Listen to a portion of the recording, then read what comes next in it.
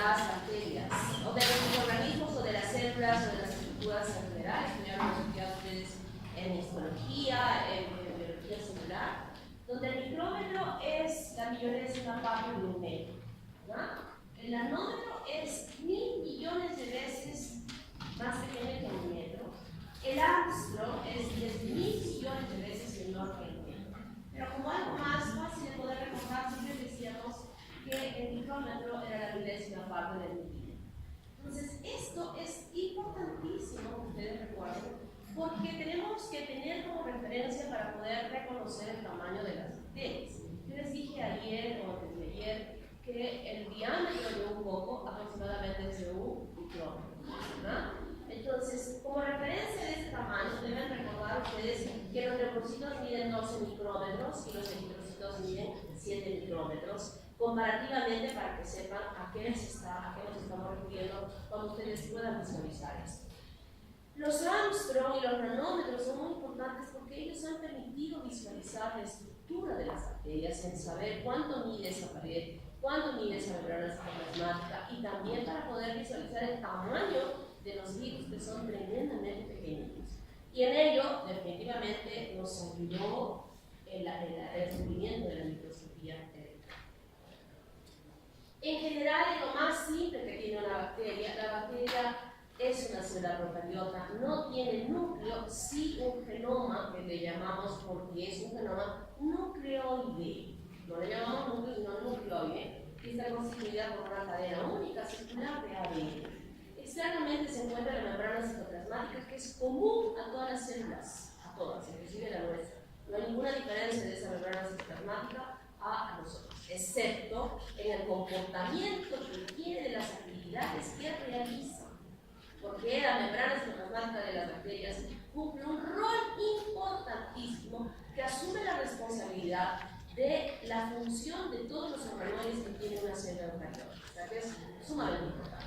Por fuera, las bacterias tienen una pared bacteriana, un error es importante que vamos a ver después, y específicamente el más importante es la forma de la bacteria, que sea coco o que sea bacilo, está en relación a la formación, a la ubicación de esta pared en el recubrimiento de esa bacteria.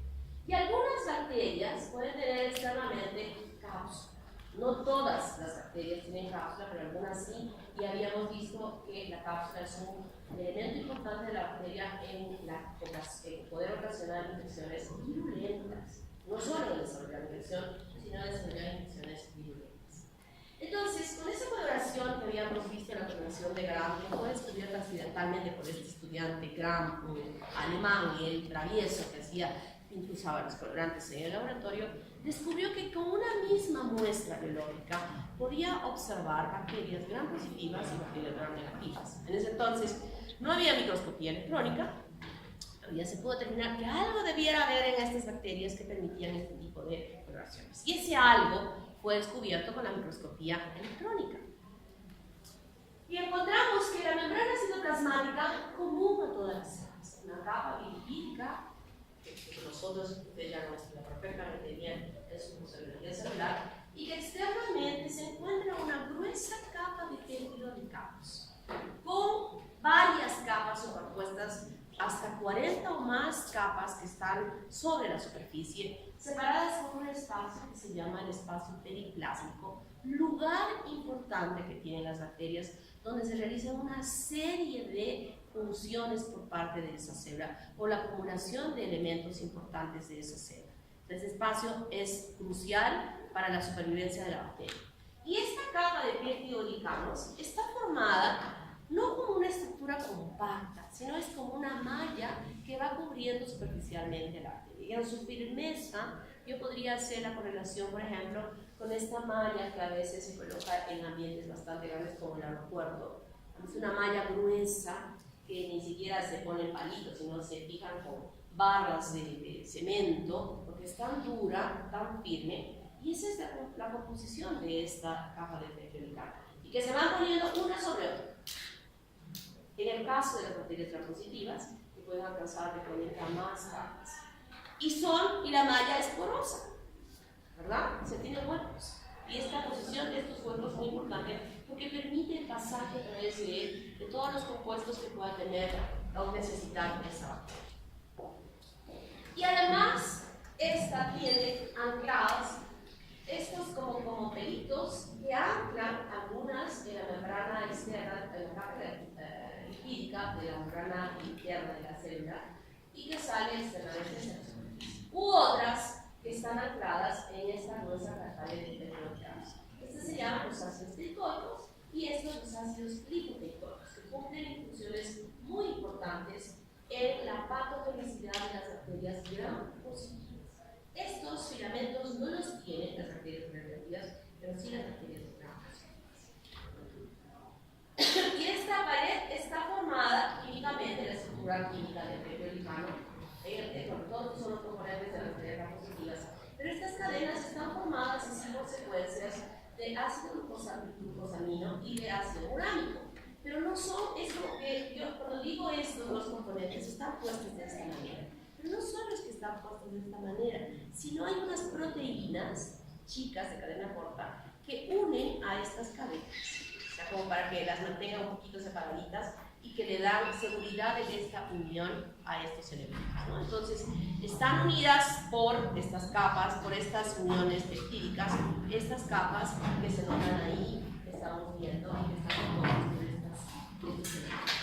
Y la síntesis de esta capa de peptídicos se realiza de la siguiente manera. Los precursores, el N-acetilmonálico y el N-acetilglucosamina, se elaboran en el citoplasma de la célula, aquí. Luego que se han formado ya los precursores, se adhieren a la parte interna de la membrana citoplasmática donde se encuentra el bacteriolor. Son compuestos importantes que son carriers o carritos o cositos que transportan a estos componentes petrolíferos hacia la parte externa y la eliminan externamente a ese espacio periplásmico que les había mencionado que se encuentra fuera. Y en él, todos estos componentes empiezan a armarse toda esta secuencia de malla sobre la superficie. Y no solamente ellos, sino también que va a permitir la unión de estos aminoácidos que permitían, como les mencioné, la unión de las capas que se van desarrollando externamente.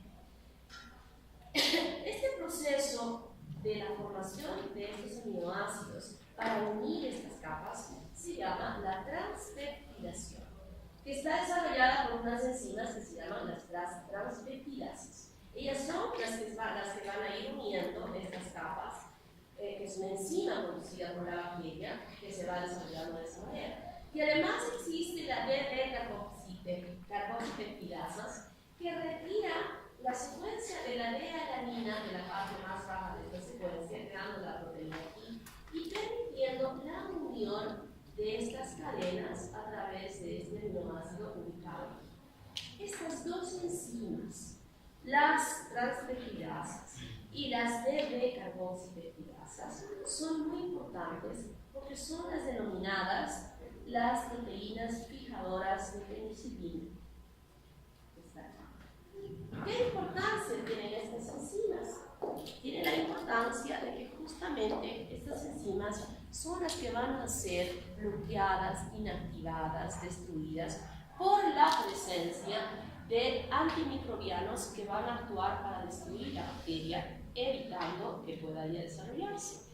Y una de ellas, la más importante, es la penicilina. La penicilina, este antimicrobiano tan importante, que también fue descubierta al azar, accidentalmente, cuando Fleming, si es que lo han leído ustedes, y de repente si lo han leído, estaba ahí en su laboratorio haciendo sus experimentos y de pronto hizo su sembradito y al día siguiente cuando va a ver no había crecido nada.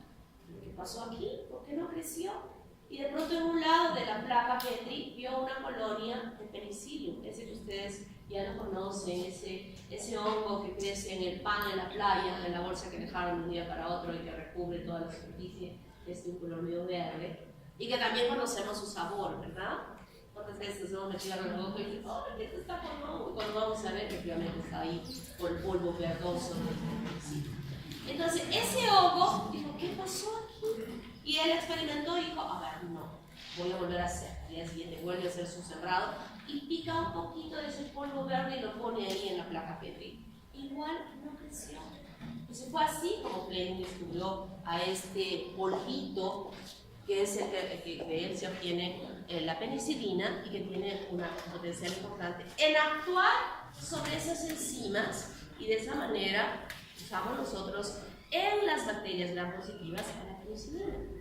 Hasta hoy, la penicilina a lo largo de los años, ahí está, excelentemente bien puesta y bien respetada, sobre todo para matar a las bacterias de los estreptococos que son gram positivos. Ahí está. Lo malo de la penicilina es que yo pienso que por el origen de su elaboración, que es de un hongo, en algunas personas provoca reacciones alérgicas muy graves que pueden llevar a la muerte de la persona. Pero si no es así, si la persona no es alérgica, esa penicilina bendita sea por los siglos de los siglos, porque sigue siendo un excelente medicamento. Lo mismo, la transmembración entonces es el proceso de formación de estas placas de peptidicanos, uniéndose con proteínas para dar una fortaleza y una estructura bastante firme rodeando las bacterias. Entonces, los ácidos teicoicos y lipoteicos, las bacterias gram-positivas, están formados por polímeros hidrosolubles de fosfato de fluorol que pueden estar unidos, anclados a la misma capa de peptidicanos, y en este caso le llamamos ácidos teicoicos, o que pueden estar anclados a los lípidos de la membrana citoplasmática, y aquí le llamamos ácidos lipoteicos. Como dije, esta estructura solo es de las bacterias gram positivas, más no de las bacterias gram negativas.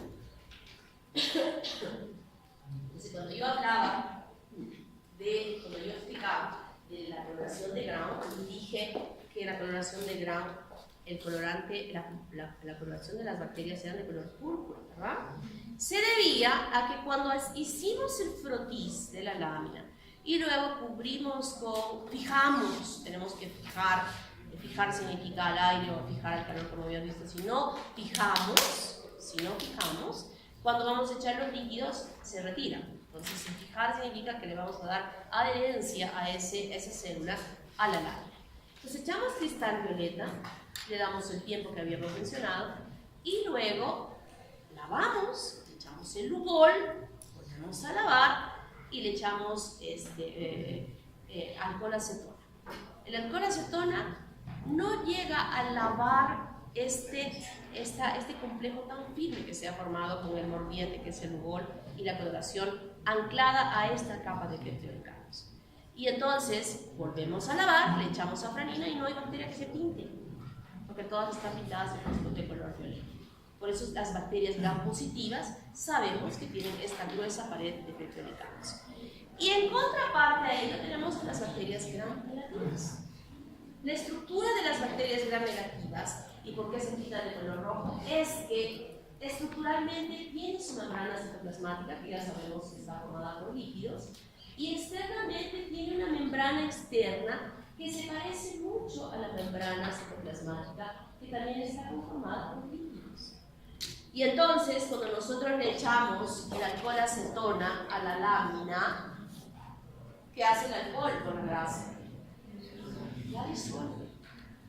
Y al disolver, a ver, esos dos niñitos que están ahí, niñito, te vas a sentar allá, para allá. Por ahora te digo que te sientes por allá, la siguiente tengo que decir que te vayas de la clase.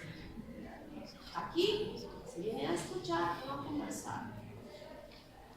¿Ya? Bueno, entonces, el alcohol acetona lo que hace es disolver la grasa y retira los complejos de cristal violeta y la cera se limpia, se lava y no tiene color. Luego lavamos, le agregamos la safranina y como las bacterias están sin color, entonces se pinta de color rojo. Y por eso sabemos que esa bacteria de color rojo es la bacteria gram negativa. Y estructuralmente, entonces, tiene esto. Una membrana citoplasmática que es exactamente igual a las bacterias gram positivas. El espacio periplásmico, el cual aloja una delgada capa de peptidicanos. Tiene que tener, porque ese peptidicano es firme. y es quien va a darle la forma a esta bacteria, aún con esas 2 o 3 capitas de peptidolicano. Y se ubica en este espacio periplásmico, que ya hemos dicho que es muy importante. La membrana externa está conformada por esta característica parecida a la membrana y constituida en la parte más interna por fosfolípidos. Y están unidas a la capa de peptidolicanos por estas lipoproteínas que mantienen firme adheridas a esta capa de peptidolicanos. Superficialmente, se muestra este enmarañado de los lípidos, se encuentra esta capita de aquí que constituye el lípido A. El lípido A, que es una endotoxina. Ya estoy metiendo una palabrita especial. Endotoxina. ¿Qué significa una endotoxina? Que también hay una exotoxina. Y las exotoxinas son productos enzimáticos, proteínicos que produce la bacteria y que las libera externamente. En cambio, la endotoxina es parte de la estructura de las bacterias. Y esta endotoxina tiene efectos muy característicos clínicamente en el paciente que está sufriendo de una infección por bacterias gram negativas. Esa toxicidad baja la presión, eleva la frecuencia cardíaca, o sea, hay signos de shock. Entonces, cuando vemos nosotros a un paciente, y esto métanse en su cabeza, porque en su pueblo, ahí en la salud, no hay laboratorio, las características clínicas de un paciente que está con fiebre y que está haciendo signos clínicamente de shock, ya les está haciendo pensar a ustedes, este paciente está haciendo una infección por gram negativos. Y de mi pool chiquitito de antimicrobianos que tengo ahí en mi pueblo, voy a ver, lo he estudiado bien, voy a ver, este va a ser mejor que este, que podría ser para gram positivos. Entonces utilizo en forma perfecta la terapia antimicrobiana casi empíricamente, pero mejor para poder resolver un problema infeccioso. Entonces, por encima de este líquido A, la endotoxina, se encuentra el core, que está aquí pintado más o menos de esta forma, que es una secuencia de sacáridos que no es movible, se mantiene exactamente igual en ese tipo de bacteria. Y externamente, si hay una gruesa capa de polisacáridos que son diferentes de acuerdo a la cepa que pueda ser aún de la misma bacteria. Y a todos estos componentes que se encuentran aquí les llamamos antígeno O. O sea, los polisacáridos más externos que se encuentran recubriendo a las células gram negativas se denomina antígeno O, que tiene características muy especiales, pero que fundamentalmente nos ayuda a poder dar una especificación de esa bacteria. Por ejemplo, algo muy peculiar que se ve a cada día, infección urinaria. Infección urinaria a ella, infección urinaria a ella. Entonces, ¿quién es la bacteria que le está produciendo infección urinaria a las dos? Usualmente, ¿cuál es? El Escherichia coli. Hacemos el estudio, las dos, hacemos el cultivo, Escherichia coli en las dos. Hacemos el antibiograma para determinar cuál va a ser la terapia antimicrobiana que debe usar en ellas. A ella, perfectamente bien la gentamicina. A ella, resistente a la gentamicina y sensible a la amicacina. ¿Qué? ¿Cómo es eso? Si es la misma bacteria. Sí, es la misma bacteria. Pero son cepas diferentes. Y esa diferencia de la bacteria la hace muchas veces esta presencia de polisacáridos y nos permite en laboratorios de alta sensibilidad de los niveles 4 poder inclusive dar nombres con números a las bacterias de las células. Por ejemplo, decir Escherichia coli O 157H7. Ese O es la secuencia de los carbohidratos, de los sacáridos que están en la parte superficial. Y el H es la secuencia de aminoácidos que se encuentran en el flagelo de esa bacteria. Es el antígeno H asociado al flagelo. Entonces, quiero decirles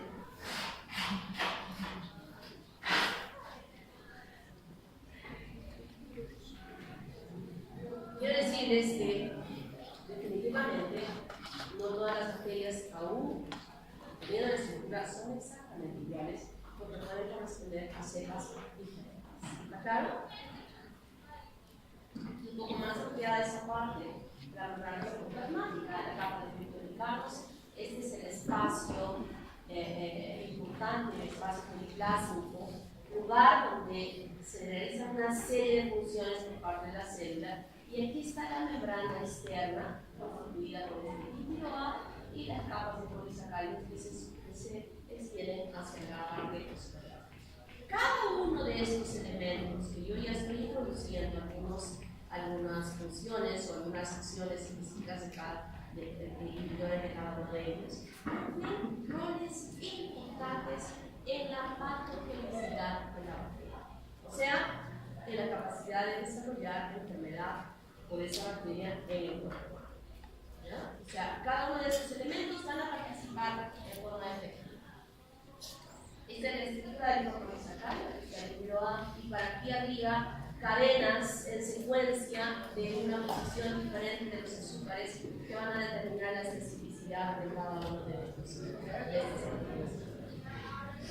En general, el grupo mayor de bacterias son gram positivas y gram negativas.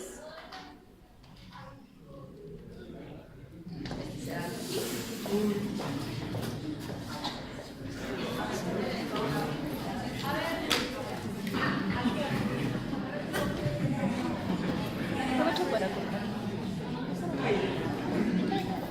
No todas las bacterias son exactamente iguales en la estructura de su pared bacteriana, sino que pueden ser, por ejemplo, en el caso de la bacillotuberculosis, tiene una gruesa capa de peptidolicanos, pero además tiene, y ese peptidolicano tiene otros componentes, no ácido uránico y ácido glucosamino, sino el picolino uránico.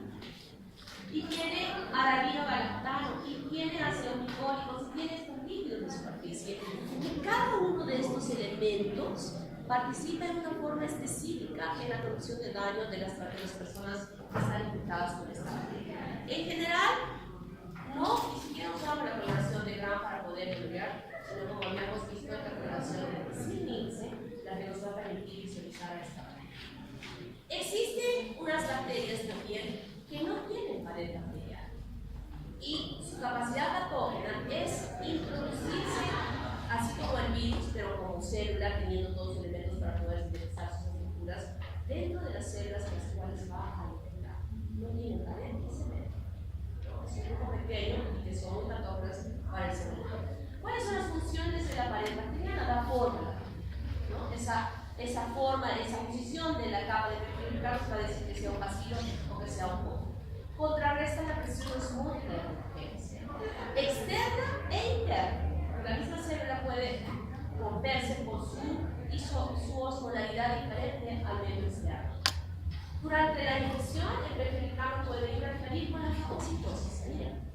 Ya la pared del peptidolicano ya está teniendo un rol de patogenicidad, evitando que los fagocitos puedan destruirlos.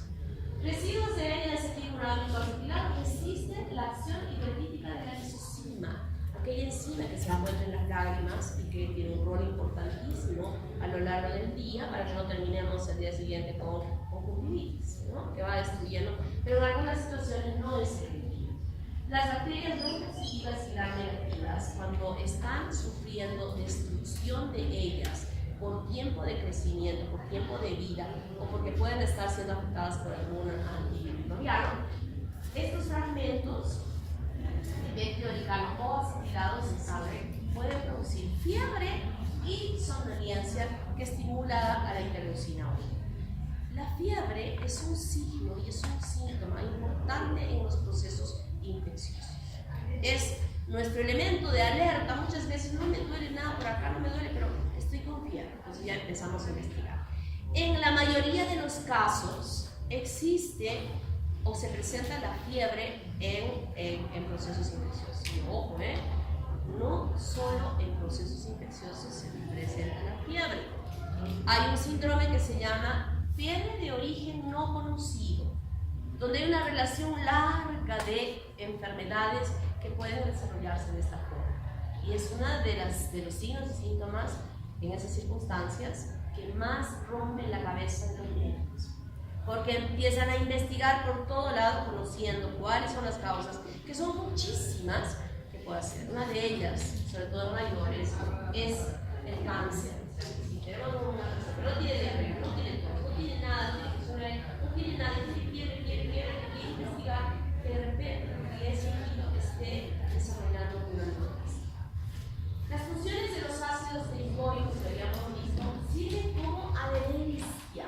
Permite que la bacteria, bajo estos filamentos, se peguen a las superficies de las células, a las cuales es un mecanismo importante. Primero la adherencia, para que luego venga el crecimiento, el establecimiento y el crecimiento de las bacterias, es decir, la colonización.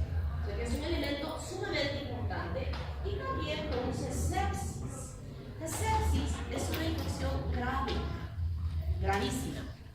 Esto es cuando nosotros tenemos un foco infeccioso en determinada parte de nuestro cuerpo.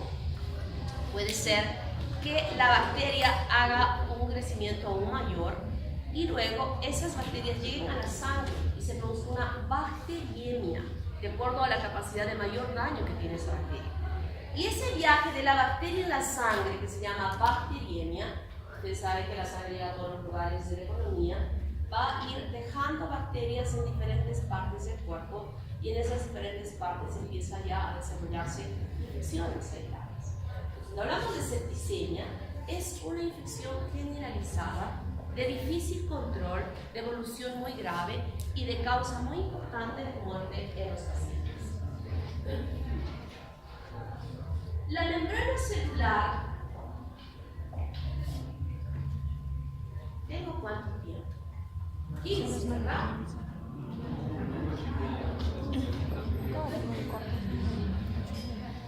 La clase es hasta las 8:30, o sea, ya he terminado mi clase. ¿Y ellos tienen algo después? Nada. ¿Ellos tienen algo después? No tienen nada, entonces, ¿qué esperen? Les decía que la membrana... ¿Ustedes tienen algo después? Igualémonos, por favor, ¿ya? Igualémonos con esta clase. Voy a decir cosas muy puntuales, ustedes van a leer su libro bien ampliamente. Solo quiero decir lo siguiente. Bien claro, la membrana celular en las bacterias procariotas cumple un rol importantísimo de supervivencia. Importantísimo, porque recuerden ustedes que no hay organoides dentro de esa célula. Entonces es la membrana la que va a asumir la responsabilidad de poder desarrollar todas estas funciones en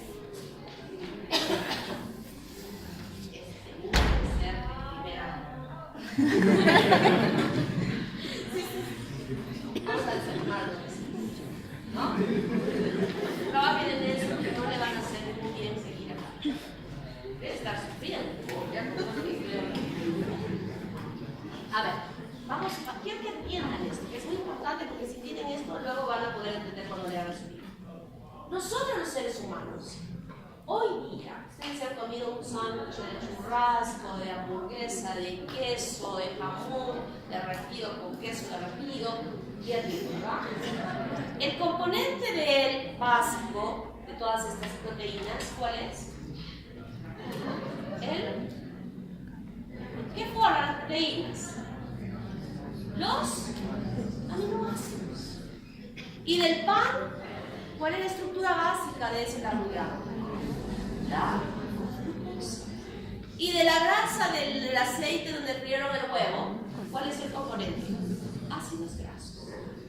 Pues cuando nosotros comemos, masticamos aquí bien, llega al estómago, se mueve y luego viene cuando todavía está en nuestro estómago, recién después va a pasar el modelo, ahí van a empezar a actuar las enzimas producidas por el páncreas y la fragmentación va a ser a estas estructuras básicas, ¿verdad? Y como aminoácido, como ácido graso, como glucosa, estas células de los enterocitos tienen la capacidad de absorberlos. Y luego van a llegar al hígado en el transporte hasta ese momento. La bacteria, así les demos churrasco, le demos, y les vamos a dar eso, en medio de cultivo, ustedes le llaman así, huevo, carne, los frascos, todo eso les ponemos en el medio cultivo, pero ellos no fragmentan hasta aminoácidos, ni ácidos grasos, ni glucosa. Ellos fragmentan hasta los elementos que constituyen esos productos. ¿Cuáles son? ¿Cómo es la estructura del aminoácido? ¿Qué elementos están ahí? ¿Ah? Carbono, hidrógeno, nitrógeno, oxígeno.